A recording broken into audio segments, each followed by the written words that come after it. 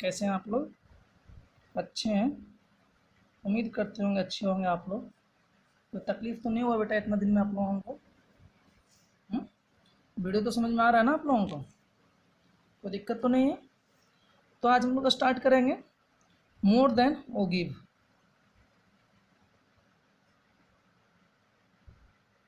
Less than ओगिव के बारे में हम लोग पढ़ चुके हैं बेटा। अब पढ़ेंगे हम लोग मोर देन ओगिव के बारे में, समझ रहे हैं ना? चलिए देखते हैं मोर देन ओगिव क्या होता है। ये मोर देन ओगिव बार बार हम लोग देख रहे हैं ना। लेस देन ओगिव में देख लिए थे कि सारे टर्म को जितना भी होता है उसको लेस देन में के टर्म में लिखते हैं। मोर देन ओगिव में ठीक इसका अपोजिट होगा, हम लोग मोर देन के टर्म में लिखेंगे। ठीक है सर, ये क्या बोल रहे हैं, कुछ समझ में नहीं आ रहा, परेशानी तो यही है। ठीक है बेटा, समझाने की कोशिश करते हैं। मोर देन ओगिव जो है बेटा वो ग्राफ बनेगा lower limit and cumulative frequency के बीच में। क्लियर हो गया बात मेरा? Lower limit and cumulative frequency के बीच में ग्राफ बनेगा किसका बेटा? मोर देन ओगिव का। लोअर लिमिट को एक्स एक्सिस पर लेना है और जो कम्युलेटिव फ्रीक्वेंसी होगा उससे हम लोग वाई एक्सिस पर पुटअप करेंगे। ठीक है, कम्युलेटिव फ्रीक्वेंसी को वाई एक्सिस पर लेंगे और समझ रहे हैं आपको, कम्युलेटिव फ्रीक्वेंसी को वाई एक्सिस पर लेंगे और लोअर लिमिट को एक्स एक्सिस पर लेंगे। ठीक है, कोई दिक्कत तो नहीं है? चलिए इस ग्राफ को थोड़ा देखते हैं अच्छे से। ये इसका शॉर्ट तरीका हो गया समझाने का। हम लोग क्वेश्चन से करते हैं, क्वेश्चन से ज़्यादा क्लियर हो जाएगा आपको। ठीक है बेटा, चलिए हम लोग क्वेश्चन देखते हैं। तो ये रहा क्वेश्चन। इस क्वेश्चन में बोल रहा है कि क्लास इंटरवल आपको गिवन है बेटा। क्लास इंटरवल गिवन है 0 से 10, 10 to 20, 20 to 30, 30 to 40, 40 to 50, 50 to 60, 60 to 70 है ना। ये क्लास इंटरवल आपको गिवन है। इन क्लास इंटरवल के बेस पे आपको मोर देन ओगिव का ग्राफ बनाना है। किसका ग्राफ बनाना है बेटा आपको? मोर देन ओगिव का ग्राफ बनाना है। मोर देन ओगिव का ग्राफ। अब चलिए देखते हैं मोर देन ओगिव का ग्राफ कैसे बनता है, उसके बारे में थोड़ा डिस्कस करते हैं कि मोर देन ओगिव का ग्राफ कैसे बनाएंगे। तो सबसे पहले ये जो आपको इंफॉर्मेशन दिया हुआ है इससे पहले आप उस टेबल में कन्वर्ट कीजिए, मोर देन ओगिव वाले टेबल में कन्वर्ट कीजिए। ठीक है, तो यहाँ लिखिए पहला क्लास इंटरवल, इधर लिखेंगे फ्रीक्वेंसी और इधर लिखेंगे कम्युलेटिव फ्रीक्वेंसी। ठीक है, लेस देन ओगिव में क्या कर रहे थे? Less than 10, less than 20, less than 30 ये लिख रहे थे ना। यहाँ पे अपोजिट लिखना पड़ेगा और अपर लिमिट से शुरू करेंगे। यहाँ पे देखिए अपर लिमिट नहीं, सॉरी क्या बोल सकते हैं, लास्ट से शुरू करेंगे। यहाँ बोलेंगे मोर देन 60, पहला पॉइंट हो जाएगा मोर देन 60। वहाँ पे क्या कर रहे थे? Less than 10, less than 20, less than 30, मतलब अपर लिमिट से लेस कह रहे थे। ये अपर लिमिट था तो बोल रहे थे less than 10, less than 20, less than 30। यहाँ पे क्या हो रहा है, हम लोग मोर देन बना रहे हैं ना, तो यहाँ ये नहीं लिखेंगे मोर देन 10, मोर देन 20, वैसे नहीं लिखेंगे। वैसे लिखेंगे ना फंस जाने, कोई दिक्कत नहीं, वैसे भी लिख सकते हैं, कोई तकलीफ नहीं है। लेकिन लिखने का तरीका होता है लास्ट से लिखने की कोशिश कीजिएगा। तो लास्ट में क्या है 60 to 70, तो लिखेंगे मोर देन 60, क्योंकि आपको पता है ग्राफ किसके बीच बनेगा? लोअर लिमिट और कम्युलेटिव। तो लोअर लिमिट कितना है? 60 है ना बेटा, तो इसे बोलेंगे more than 60, more than 50, more than 40, more than 30, more than 20, more than 10, more than 0।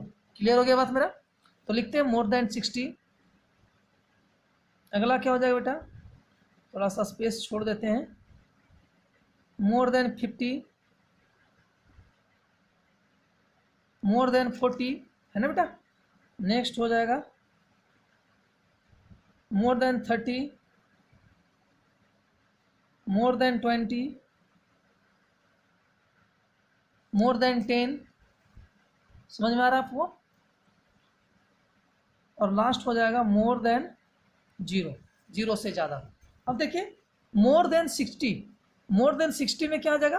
तो 60 से 70, मोर देन 60 मतलब 60 से ज़्यादा। तो 60 से ज़्यादा कितना है? 70, 60 से 70 के बीच में मतलब 9 हो गया। तो फ्रीक्वेंसी आपका, फ्रीक्वेंसी लिख दीजिएगा, यहाँ पे 9 दिया हुआ है। मोर देन 60 में क्या हो जाएगा? देखिए 70, 60 से ज़्यादा, 60 से ज़्यादा कितना है? 60 से 70 9 गो है ना बेटा, तो कम्युलेटिव फ्रीक्वेंसी में 9 हो जाएगा। समझ रहे बात को?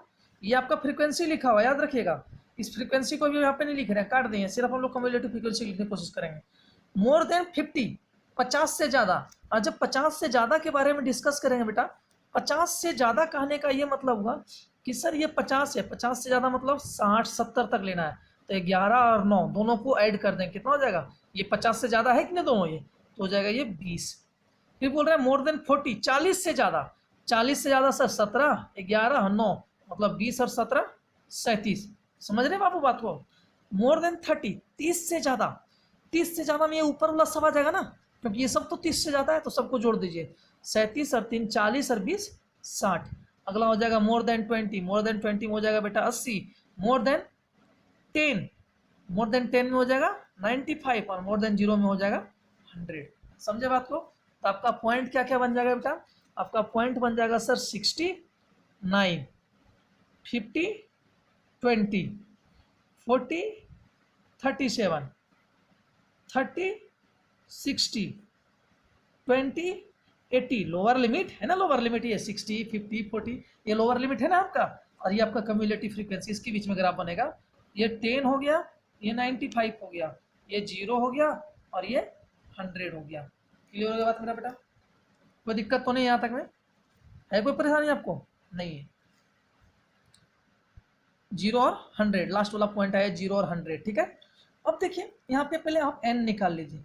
n का मतलब क्या होता है? सिग्मा f, क्योंकि हमको मीडियन में निकालना पड़ेगा। तो जब सिग्मा f निकालिएगा, सारे फ्रीक्वेंसीज को सम कीजिएगा, तो ये बेटा 100 आ जाएगा। इसको जब आप सम कीजिएगा ना, कितना आ जाएगा? 100। तो यहाँ पे हम 100 लेकर चल रहे हैं। ठीक है, तो n/2 कितना हो जाएगा? 100/2 मतलब 50। सिर्फ ये वैल्यू अभी ध्यान रखिएगा, कैसे इसका यूज करेंगे इसके बारे में डिस्कस करते हैं। ठीक है, यहाँ तक तो कोई दिक्कत नहीं होना चाहिए आप लोगों को, समझ में आ गया ना?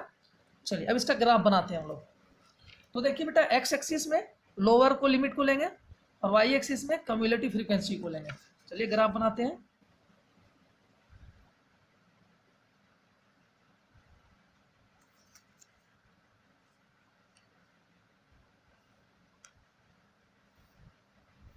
है ना, ये ग्राफ बना दिए हैं।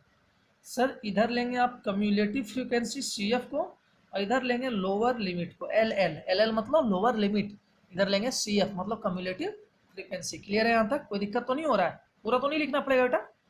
अब देखिए लोअर लिमिट में कहाँ तक वैल्यू गया है सर?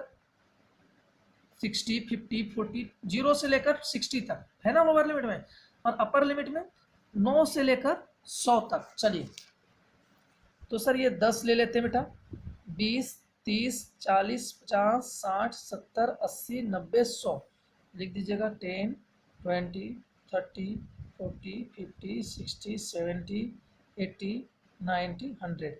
ये वाई एक्सिस हो गया। एक्स एक्सिस में हम लोग का 60 तक गया था, 60 तक ले लीजिए। 10, 20, 30, 40, 50, 60।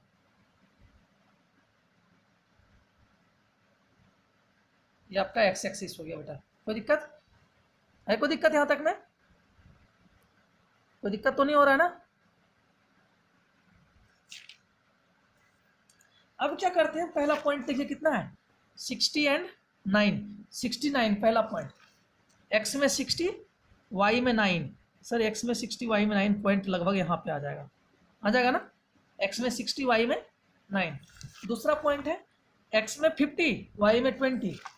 एक्स में 50, वाई में 20 पॉइंट यहाँ पे आ गया बेटा, है ना? तीसरा सर एक्स में 40, वाई में 37।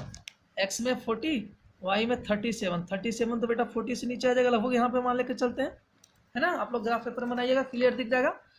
फिर 30 और 60, एक्स में 30, वाई में 60 पॉइंट लगभग यहाँ पे आ जाएगा आपका। कोई दिक्कत तो नहीं हो रहा है?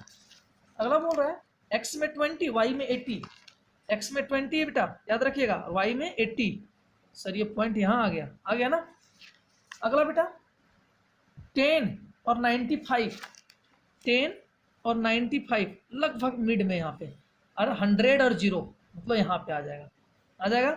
यदि इसको आप फ्री हैंड से मिलाइएगा तो ग्राफ आपका ऐसे बनेगा। स्केल से नहीं मिलाना है, खाली है मतलब फ्री हैंड से मिलाना है, ठीक है ना? जहाँ जाएगा ये फ्री हैंड से एकदम ऐसे ऐसे मिलाते जाइए सीधा, समझ रहे बात को? जहाँ जाएगा जैसे जाएगा कोई दिक्कत नहीं, ये आपका फ्री हैंड से ग्राफ बन गया। कोई दिक्कत? थोड़ा सा हौच-पौच हो गया ग्राफ, लेकिन आपको क्लियर दिख रहा होगा। फ्री हैंड से मिलाना है बेटा, यहाँ से यहाँ मिलाए, फिर यहाँ से यहाँ मिलाए, फिर यहाँ से यहाँ मिलाए, फिर यहाँ से यहाँ मिलाए, फिर यहाँ से यहाँ मिलाए, फिर यहाँ से यहाँ, और फिर इसको छोड़ दिए यहाँ पर लाकर। समझ गया बात को? तो ये आपका मोर देन ओ गिव का ग्राफ बन गया। अब इसमें मीडियन कैसे निकालेंगे? तो n/2 का वैल्यू कितना आ गया बेटा? हम लोग का 50 आया था, अभी पीछे निकाल चुके थे, है ना? n/2 का वैल्यू 50। अब देखिए वाई एक्सिस में 50 कहाँ पे आता है? यहाँ पे आता है। इसके पैरेलल एक लाइन ड्रॉ कर दी एक्स एक्सिस का, यहाँ पर कट किया। अब देखिए ये वाई एक्सिस, यहाँ से इस वाले पॉइंट से इस लाइन के पैरेलल, वाई एक्सिस के पैरेलल एक लाइन ड्रॉ कर दीजिए। तो देखिए कहाँ पर जाता है? लगभग 40 पर जाता है, लगभग मान ले 40 पर। तो आपका मीडियन हो जाएगा 40। समझ में आया? कोई दिक्कत तो नहीं है? मान लीजिए कुछ क्वेश्चन आपको ऐसा मिलेगा कि एक ही ग्राफ में आपको मोर देन ओ गिव और लेस देन ओ गिव का बोलेगा ग्राफ बनाने के लिए। तो पहले मोर देन ओ गिव का ग्राफ बना लेंगे, फिर लेस देन ओ गिव का ग्राफ बना लेंगे, और फिर जिस पॉइंट पर मोर देन ओ गिव और लेस देन ओ गिव का पॉइंट, जिस पॉइंट पर मोर देन ओ गिव और लेस देन ओ गिव कोइंसाइड करेगा या इंटरसेक्ट करेगा, उस पॉइंट पर आपका मीडियन का वैल्यू होगा। समझ में आया बात मेरा? जैसे मानकर चल रहे हैं कि एक क्वेश्चन लिए बेटा, इसमें ये आपका हो गया मोर देन ओ गिव का ग्राफ, ये हो गया लेस देन ओ गिव का ग्राफ। देखिए ये आपका लेस देन ओ गिव का ग्राफ हो गया, ये आपका मोर देन ओ गिव का ग्राफ हो गया। देखिए दोनों ग्राफ इस पॉइंट पर कट किया कि नहीं किया?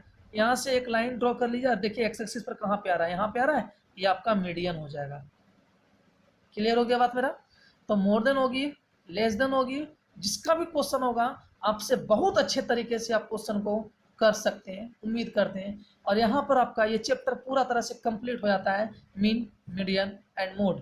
आप लोग एनसीईआरटी से भी क्वेश्चंस को कर लीजिएगा बेटा। जो क्वेश्चन नहीं बनेगा आप मेरे पास व्हाट्सएप के रूप में भेज दीजिएगा, जैसे आपके पास अवेलेबल हो, जिस तरीके से आप मेरे को फ़ोन करके भी बता सकते हैं, वो हम कर देंगे। ठीक है? तो स्टैटिस्टिक्स आपका चैप्टर यहाँ पे क्लोज होता है। आज तक यहीं पे रखेंगे, कल हम लोग स्टार्ट करेंगे आपका हाइट एंड डिस्टेंस का चैप्टर छूटा हुआ था कुछ कुछ, तो हाइट एंड डिस्टेंस कल हम लोग स्टार्ट करेंगे। पहले एनसीईआरटी स्टार्ट करेंगे, उसके बाद हम लोग आगे का क्वेश्चन करेंगे। ठीक है? कोई दिक्कत तो नहीं है? समझ में आ रहा है आप लोगों को? Very good. और एक चीज़ और बेटा, चैनल को सब्सक्राइब कर लीजिएगा, जितना जल्दी हो सके वीडियो देख, जैसे डालते हैं वीडियो आप लोग 10 घंटे 12 घंटे के अंदर अंदर में एक बार देख लीजिए बढ़िया से, क्योंकि मुझे भी नहीं पता वीडियो कैसे डिलीट हो जाता है। ठीक है ना? इसलिए इन सब बातों का आप अच्छे से ध्यान रखिएगा, क्वेश्चंस कीजिए, जो नहीं बनता है पूछिए। फिर भी आपको थ्योरी नहीं समझ में आता है तो एक बार फिर से बोलिए, दोबारा हम थ्योरी बनाकर भेज देंगे। ठीक है? तब तक के लिए थैंक यू। ओके।